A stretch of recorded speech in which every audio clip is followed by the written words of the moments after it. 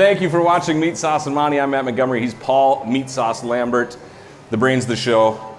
Season 3, episode 3. Brains of the show? That's very nice of you. It's all you. No. It's all you.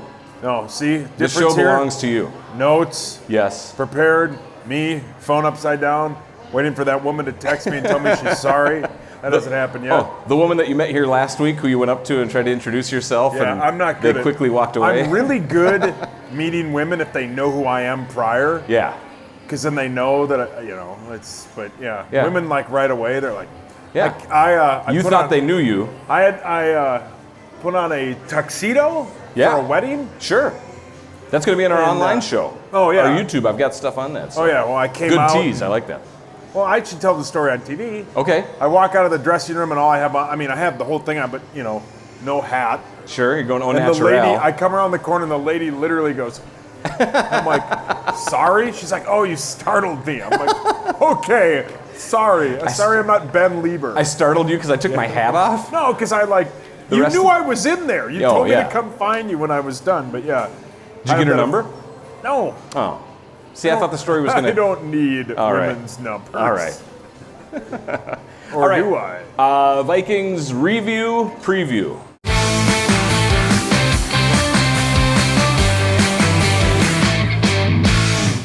Last week. Yeah. A tie against our rivals. Do you walk away from that disappointed as a fan? No, not at all. I walk away from that going, we have... where they hurt Aaron Rodgers, we have the best quarterback in the division. Anyone who had any kind of doubt of Kirk Cousins going into this season now can say nothing. Well, because he's got 6 touchdowns and 1 pick. Now, Alex Smith... The pick isn't even his fault. Right. If you really... I wish that they would change the statistics. Well, tip ball versus just a pick. Because Laquan Treadwell, both hands. Yeah. We can get to that later. If he didn't have a guaranteed contract, he wouldn't be on the team. But... you watch him, he threw for over 400 yards. It's like him and Brett Favre and Dante Culpepper, great quarterbacks. Yeah. In Lambeau when they needed it. He drove them down the field, threaded that needle on that touchdown to Thielen, and then threw an unbelievable pass to Diggsy going out on that. Yeah. He's arguably, you could argue he's a top 10 quarterback in this league. So far, right now, this season, for sure. Although Maybe number one would even probably top have 8. to be Fitzpatrick. Yeah, which is Fitzpatrick's crazy. Nobody sweet. would have seen that coming. I love Fitzpatrick. His beard. Yeah, just the whole thing. Just his persona. He's smarter than everybody, and he's still smoky at football. I love that about him. So let's go back. Kirk Cousins compared to Aaron Rodgers. Aaron Rodgers, 281 yards, 1 touchdown. Yeah. And yet everybody in that game is like, oh, a clash of the Titans. Look at these two going at it. It's like statistically 425 yards, 4 touchdowns for Cousins. 281, 1 touchdown, and 4 sacks. I think they have very similar statistics if that pass interference, that roughing the passer penalty doesn't happen. It negates the 75-yard bomb or the drive that led to Thielen. A ton. Somebody had the stat, and he's under 200 yards. Wouldn't it have still been 3 touchdowns? Maybe. To 1? It would have been 3-1. Yeah, but you still, take he away would have 1. had 2 picks, though. Oh, right. So let's talk about the kicker. So Daniel Carlson, 0 for 3, rookie. You think he deserved being cut, or should he have been given a second chance in today's game? No. Today's game's against Buffalo. We're going to do our picks at the end of the show, but it's against Buffalo, so I'm pretty automatic. There's a good amount of people watching. Yeah. Right now in this audience and on TV. We got a good crowd. We could field a team better than Buffalo. Yeah. But to answer your question, yes, he deserves to be cut. Okay. You look at what his one job is. He screwed up horribly 3 times. You equate that to at a regular job, what that meant. You do that in a real life job. Screw up that badly in 3 one day. times, you're out. Same day. You're out. That's and it's no joke. It's you at Dairy Queen. Or me swearing on the radio 3 times. I'm out. 3 times same day. Or swearing on this show 3 times. They'd cancel it. Scott would just beep it. I think Scott hates me. That's a whole different story. We'll get into that later. We're having a quarrel. A quorum? Yeah, he's too close right now. Quarrel. I don't know. It's English either way. Yeah. But yeah, he deserves to be cut. He'll get picked up. He can do it, but you can't miss a chip shot field goal to win a game after all the effort that team put in. That's like me in the power trip. I'm the Daniel Carlson of the power trip. I show up last minute, not prepared, and screw it all up after Corey and Hockey did all that work. But they love having you there. I'm the Daniel Carlson of this show. You do all the work. We get to the very end. I screw up. Am I the Kirk Cousins or am I the Mike Zimmer? Okay. I'm probably more the Zimmer. No. Okay. Who's Todd You're the then? Mike Remmers. Yeah. Oh, all right. I'll take. Who's Todd then? Todd's one of the cheerleaders. It's his thing. He'll take that. He'll take that. Not all right. mine. Laquan Treadwell, horrible Yeah. performance. 2 receptions, but 6 targets. The tip that led to the interception. You think that he should be cut, or you think it's guaranteed I don't know, contract? man. We're talking 3rd year, Sure. almost 0 productivity. First touchdown of his career in year 3 at last week at Lambeau. The problem with Laquan is he's like, everything is so magnified because everybody watches him. I mean, everybody drops the football except for Thielen. Larry Fitzgerald and Chris Carter. I mean, that's about it. Everybody, I mean, I think Larry Fitzgerald has like 13 drops in his entire career. That's how good he is. But because everyone is watching this kid and watching this kid making mistakes, and every single one is magnified. Yeah. He's got no shot. He should be on the team. If they had any other depth, he wouldn't be on the team. They need him. They need him. But he's a 3rd wideout. The problem is if one of those 2 guys gets hurt, they're in huge trouble. Were you going to say Zylstra, the kid from? Yeah. If he would get called up. Yeah, but he can't do anything. Winnicky was on the practice squad. Yeah. I mean, it's just they don't have any depth, none. And they maybe should have drafted a guy in the draft who could play wide receiver. Other than a kicker in the 5th round that they traded up for. Right. I mean, I don't know how Des Bryant isn't on a team. Des Bryant is better than Laquan. Des Bryant, Colin Kaepernick maybe should be on a team. No, Colin Kaepernick doesn't belong on a football team. It's week 3. I had to bring it back. That's all right.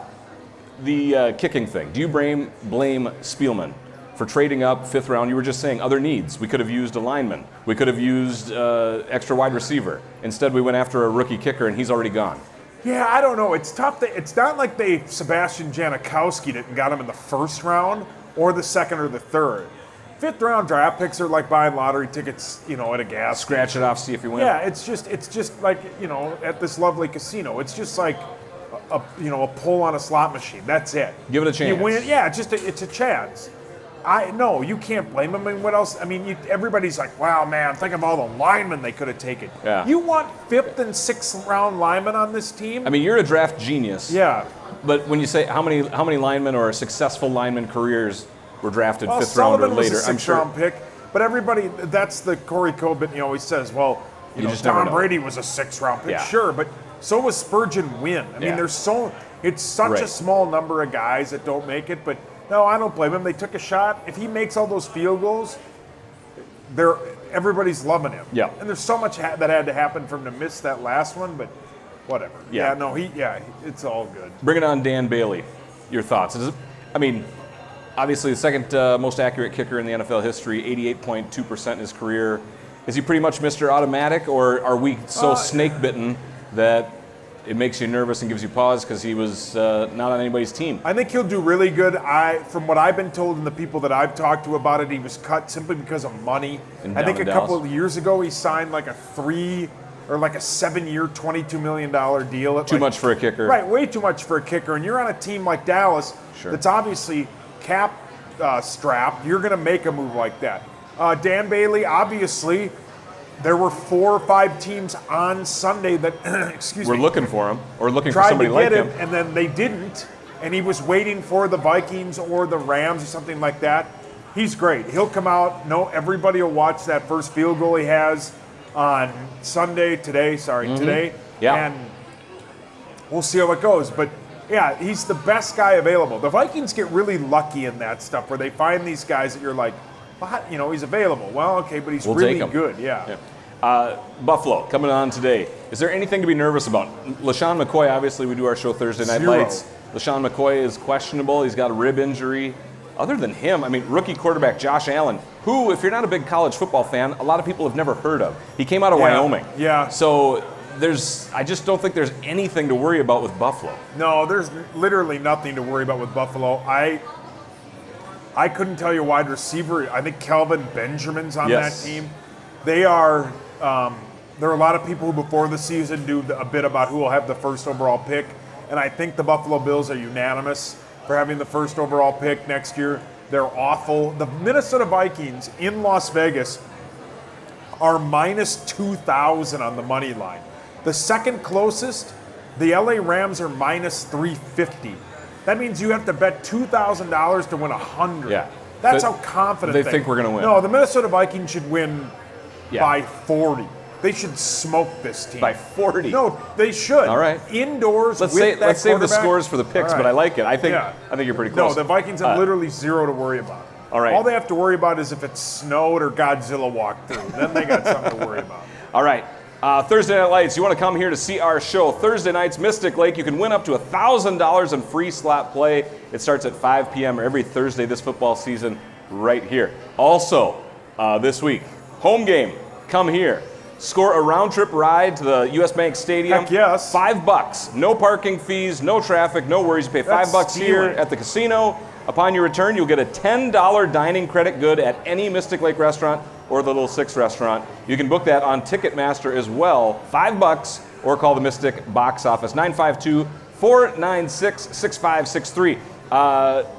What did you eat? We get a little dining credit here too. Buffet. A little talent. You go to buffet. Yeah, the buffet's the key to life around here. That doesn't surprise me, but you're not showing it. You look so svelte. Yeah, I don't know. There's sometimes I get out of the shirt shower and I'm like, man, maybe the Stay Puft Marshmallow Man was my dad.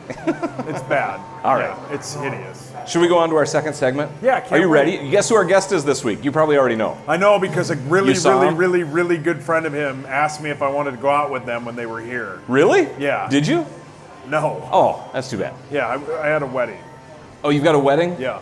Our guest this week, former defensive tackle, number 97, Henry Thomas. Welcome him to the stage. So we welcome Henry Thomas to the stage. We were chatting a little bit.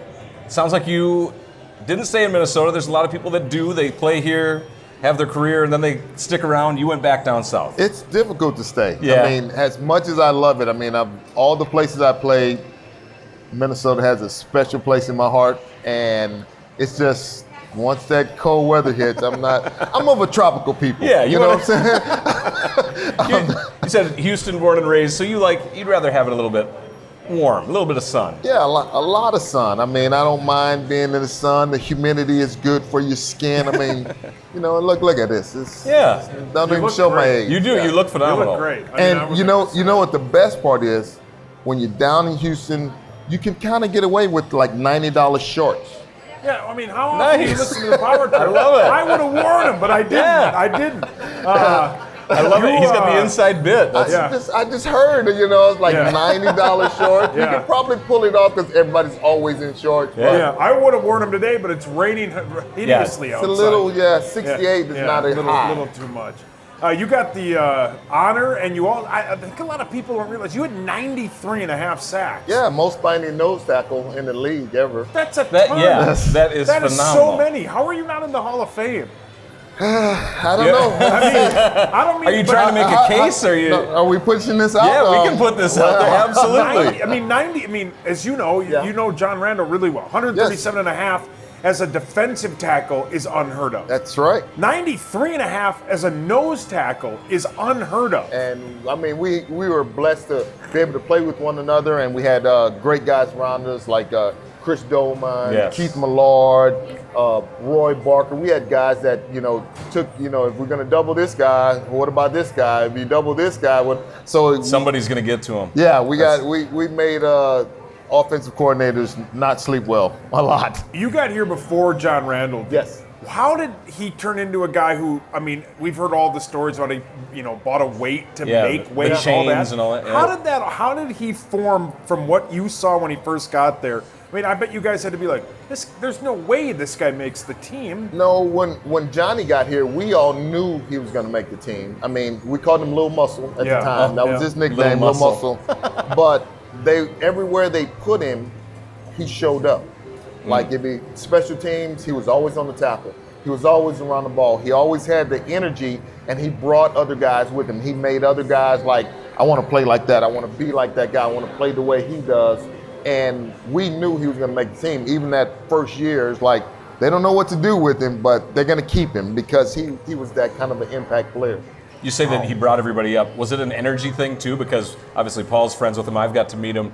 The energy, it's palpable. You can feel it. It was different. Like his first 2 years, very quiet, worked hard. Really? Not a whole lot. But when he became the 3 technique for us, and I'll tell you a quick story. Johnny would not rush on one-on-one pass rush against anybody but Randall McDaniel. And he could not beat Randall McDaniel for a solid month of training camp. Could not beat Randall McDaniel. But the moment he beat Randall McDaniel, it was on. The light came on. And we were all like, I mean, he would get in fights like you just went. You know, it's like I'd go and line up, Hank, let me get it. Let me. That's like, Johnny, come on. No, I got this. And then he worked on it. And that's the work ethic and the way he went about playing football. When he could beat Randall McDaniel, he could beat anybody in the league. And we all felt the same way because we all wanted to go against him as well. There you go. Wait, I mean, you could argue you look at some of these teams and the teams you guys played on, you had some of the best players at their position. I mean, Randall McDaniel is arguably the best guard of all time. Absolutely. And then you got Johnny, you got all the Chris Dolman. I mean, you had an unbelievable team. We had some great guys, you know, that all got at one point all played together. I mean, we've been early on when I got here. I mean, even Gary Zimmerman, who's probably one of the best offensive tackles that ever played, also played with us, you know. And I remember my first couple of years, I'd always say the games were easy because we had all those guys to go against in practice, you know, and made the games that much easier. 2-time Pro Bowler. Did the Pro Bowl seasons, not to say they came easy, but what was it that made them different, or what was it about those seasons that just everything worked for you? Oh, I got to go to Hawaii. That was a thing. And that was a big deal then, right? Oh, it was huge. It should be, but it should be the same way now. It was huge to go to Hawaii. For me, those years were, I took my mom, because I remember growing up, my entire life, my stepmother, all she would ever say, before I die, I want to go to Hawaii. So both times I went, I took her. That's awesome. She could go. That is awesome. Yes, we had a really good time. I mean, I had just great guys around me. You know, when I went, Keith Millard, Chris Dolman, and to go and to meet other. It was at the time, the first time I got to meet in a big setting guys from other teams. And and then you get to find out that, you know, after you hang out with them, have a good time, you're a pretty nice guy. Yeah. I thought you were a real butthead before. You know, I was like, what, really? You know, is that the consensus? Yeah. Everybody thinks I'm a butthead? Well, it's funny because the league is probably more connected now, obviously a different era, social media, those things. So a trip out to Hawaii and spending a week together, these guys work out together in the off season. They all know each other through college, even younger. Yeah, exactly. And we didn't have, I mean, in Houston, we had a network of guys because there was a lot of NFL players still to this day that live in Houston, mainly because of the weather. Sure. But there's, you know, and we would work out. There was a park, Herman Park, where we'd all meet there at 11:30 in the afternoon to run the hill up and down out of the bayou. And people are driving by going, look at all these guys running, you know. But if they would stop and take a minute, I mean, there were team guys from the Oilers at the time. Minnesota, because there were so many of us that lived in Houston. You know, you see the team now, and you got Linval Joseph and Sheldon Richardson, and it's very reminiscent of what you and John did. Oh, absolutely. I mean, Sheldon is having an unbelievable season, but what makes him so good is the fact he gets to play next to Linval Joseph. And they have a great coach in Patterson. Everybody loves Andre Patterson. Andre was my coach in New England. And he was just starting out, but he was a good coach then, and he's just developed into a better coach. And when I spoke to Andre about his interior guys, when I came up for a training camp, he said, you know what, a little bit more time, a little bit more coaching, these guys are going to rival what you guys did. Yeah. And they're starting off to show that, and it's just great to see. They're phenomenal. Yes. Yeah. Your rookie year, 87. Do you remember sacking Joe Montana? Oh yeah, I got a picture of that. Do you? It's somewhere on the Twitter page. How big was that moment to you? Obviously, you were a rookie. Yeah. But you still, Joe Montana was obviously Joe Cool. Yeah. You got a chance to get to him and beat him in the playoffs. Yes, and I was, you know, I got a picture of me of him like this, and he's on the ground like with his hand looking up at me, and I'm like, yes. It was phenomenal because that first year, I didn't have very many sacks. I had a lot of tackles, but the pass rush thing I learned with the other guys because that was the first year Chris was full-time defensive lineman. Keith Millard, we had Paul Wiggins as our coach. to get into the rhythm of, you know, how we played the game. And we changed the game because, you know, nobody penetrated the way we did. It's like these guys are just, and every other team you talk to at that time was like, oh, they just run upfield. Well, how come you guys didn't run any? You only got 80 yards rushing. Yeah, you're stopping them. Well, it was a great time. You may not have the Hall of Fame, but John Randall has never sacked Joe Montana. There you go. It's true. You're going to have to remind him when you go out. Yeah. I'll let him know that tomorrow. Yeah, let him know that, yeah. The NFC Championship game rookie year, did that put high expectations on the rest of your career? Do you look back at that and cherish that and say, I wish we would have won? Or does that just not even, you don't even think about it? Without a doubt, I wish we'd have won. Yeah. I mean, and to see it, because now when it comes up, like you see it on YouTube or on, they show the last play over and over again, and it was an incredible effort by Darren Nelson. But all it shows is Anthony Carter standing like this to catch the ball, and it's like, oh, it's for me. It's like, no, it's not. But you know, it put expectations on the team every year, and especially for the defense, because secretly all together, we felt like we let our team down, because that Washington game, so many of us, we had developed food poisoning. There was a lot of us that were sick. You weren't 100%. Not everybody. I mean, we played at 100%, but there was a lot of rotations that we did, and we're not blaming the hotel. But that's in the past. Sure. I've gone to therapy about it. I'm good. I'm over it. I'm good. But we had a lot of guys that were that fought that and came out and played incredible games. I mean, we played a hell of a game, and it was just exciting. It's just to know how close we were. And the thing about it is, towards the end of the season, we're the team that actually put Doug Williams at the quarterback. Absolutely. Because we knocked the other quarterback out. Yeah. So it got to a point where we're like, kind of falls on us. I mean, you know, but we worked so hard every year to come back. And that's a lot of the reasons why our defense stood out so much, because we felt like the weight was on our shoulders to bring us back. Sure. Real quick, last thing. Today, Denny Green is being honored. Yes. The Vikings Ring of Honor. When he came here, you were there. Yeah. What was it like to play for Denny? Denny was a no-nonsense guy. I mean, when he came in, he let you know, this is what I want to do. This is what I expect of you. I want you to be a man and do it. And so we tried to go out and do that. You know, that's where we put it on the line. And I mean, he did great things with the team. I mean, every year we had winning records. Playoffs, 8 out of 10 years. Some incredible. You know what? And I got Keith Nord passed away, and I just want to send condolences to his family. He's a great Vikings player, local guy, went to St. Cloud. I mean, I just wanted to send out condolences to them, just to say the Vikings are still thinking about him, you know.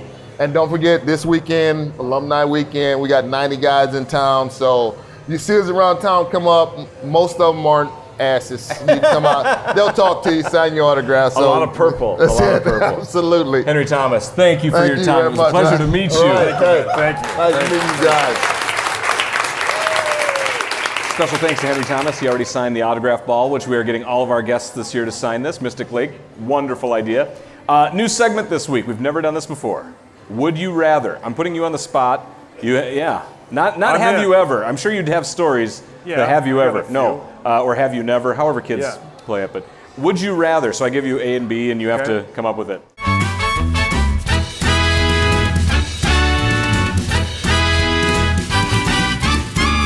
Let's start off with some Timberwolves news. You are Jimmy Butler. Yeah. Would you rather A, stay in Minnesota, B, LA Clippers, C, Miami Heat, who is also interested in him, or D, New York Knickerbockers?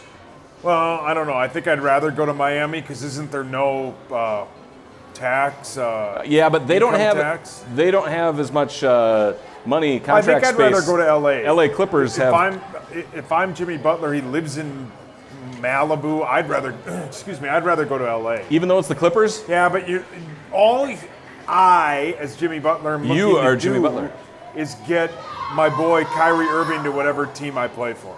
Sure. So that's all that matters. That's why those three teams that he's named, 4 with the Wolves, but yeah, you know. but 4 teams. Yeah, they all have the cap space, but I would go to the Clippers. You'd go to the Clippers, Yep. Los Angeles. The correct answer was stay in Minnesota and try to get far into the playoffs here. Whoops. That's what all of us would want. Would you rather watch a Minnesota United soccer match or play Twister with PJ Fleck? I'd rather walk my ex-wife down the aisle. Than either of those things? Yeah. Really? Yeah. No soccer and no Twister with PJ Fleck? No. See, I know I'm trying to put you on the spot. No, PJ Fleck. Uncomfortable, but you know. No. No. The latter I would never do. I'd rather Really? read my dad's eulogy. All right. No Or soccer. obituary. No soccer. No. All right. No. I like I'd rather how lay down in this tornado. I like how creative you're being with this. Would you rather I'm be gonna a use rookie? that line tomorrow, or Yeah, save that one. Yeah. That's a good one. I'll use it when I get past in the initials game. Would you rather be a rookie kicker who misses 3 field goals against their rival and lose your job, or be Gary Anderson, 23 NFL seasons, 98 field goals, first perfect season in the history of the NFL? 98 was perfect until Yeah. the playoffs. Would you rather be but be remembered for your one miss? So you're either Gary Anderson, and everybody always brings up the miss in 98, or you're Daniel Carlson. I'd rather be Daniel Carlson. You'd rather be the rookie that... Well, you basically ruined the season of an unbeatable team. Gary Anderson, 23 wrong answer. You want to be Gary Anderson. 23 yeah, seasons. money. He's known as, he was great. He has I one think he's blip. like retired in Canada fishing. He does a lot of fishing. Yeah, I guess I'd rather be Gary Anderson. See, that's what Plus, would you rather? I would've- You just got to think about it. I It's- would have rather worn that helmet that he wore with the one bar. Just the...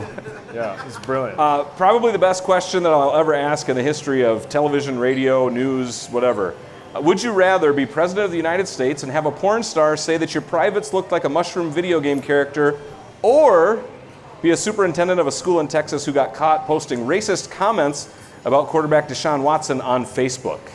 And there is a right answer to this. Well, obviously, I'd rather. I would never want to be tied to anything racist. Well, I'd rather, and trust me, See, the but way would- she would you described it is rather- a total upgrade from mine. So I'd rather be the president with See, a. that is the right answer. Yeah, You get to be no. president instead of Yeah, super I don't want to be. intendant. Yeah, anything that has to do with racism, I want no part of. That's a wonderful answer. Thank you. How did you like Would You Rather? I loved it. It's a good Thanks to segment. the soccer. I'm going to hear about that soccer comeback. I can tell that. Well, maybe Scott will edit it out for you. No, don't. Real Don't. quick. I love it. Picks. Vikings. We both pretty much think the Vikings are going to win. Vikings win by 40. Yeah. What does Vegas have the point spread? I honestly think it's like 17, isn't it? Yeah, it's 17 and they're minus 2,000. So it's going to be like 32-7. Yeah, It's going to be a 38, complete blowout. 3, Are people going to something hang like that. out at the bank all day, or are they going to be like halftime and be like, boom, we're out of Probably here? leave at halftime. Yeah. Should be one Ride of the shuttle yeah. back here to Mystic Yeah, Lake. come back to Mystic. Get their $10 credit. Party. Awesome. All right, that's going to do it for this week. We'll see you next week right here, Thursday Night Lights.